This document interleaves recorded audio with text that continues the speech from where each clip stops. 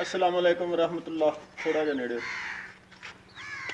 नक मारूंगा बच्चे नूं ते कुछ लोग जिहड़े ने बहुत ज़्यादा जिहड़े हुंदे ने ना नरमो नाज़िक दिल दे और ना समझ उन्हां दा ख्याल हुंदा है कि नक मारना कोई बड़ा जुल्म है जानवरां नूं, लेकिन जानवर जिहड़े ने उन्हां नूं सुधारन वास्ते कुछ चीज़ां ज़रूरी हुंदियां ने।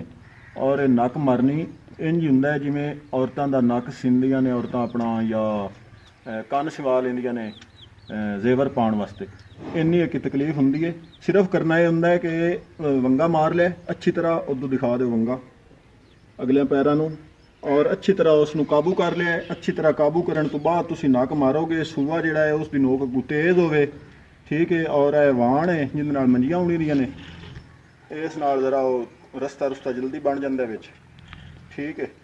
तो अच्छी तरह काबू करन तो बाद जदों तुसीं नक मारदे हो ना, फिर तकलीफ घट तो घट हुंदी है। बिस्मिल्लाहिर्रहमानिर्रहीम। सन्नी थोड़ा जिहा हत्थ ला लो, बस करना चन्नी इतों इतों खा दी यार, थोड़ा जिहा इतों हत्थ रख, इनू मूँह नूं थोड़ा जिहा मंड के रख इत्थे।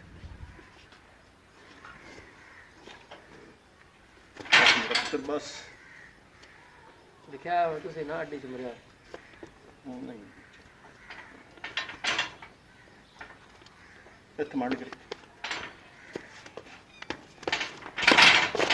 बस पुत्र बस बस भाग गई है मेरा, फिर भाग गई। जल्दी करो ना नमो इनू कुछ भी नहीं, इनू कुछ टेंशन नहीं।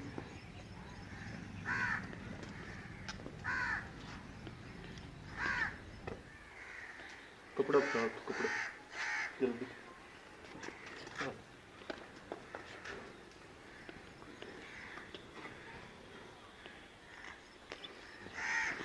बस बस बस बस बस बस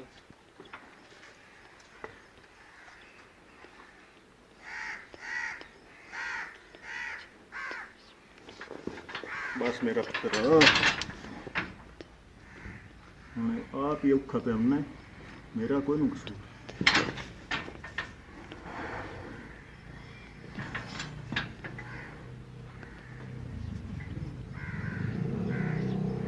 थोड़ी जी देर लगी है, लगनी नहीं सी चाहिए, लेकिन फिर हो जाता है।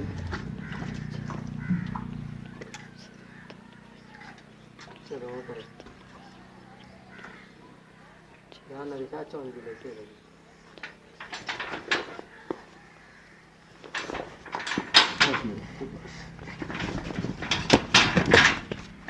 काम से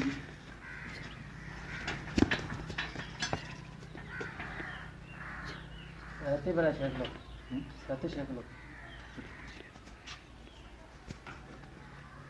अस्सलाम वालेकुम रहमतुल्लाह। एक कतरा भी खून का नहीं निकलिया। अगर तुसी अच्छे तरीके नाल जरा समझदारी नाल नक मारोगे ना तो खून नहीं निकलना चाहिए। तुसी देख सकते हो एक कतरा खून का नहीं निकलिया।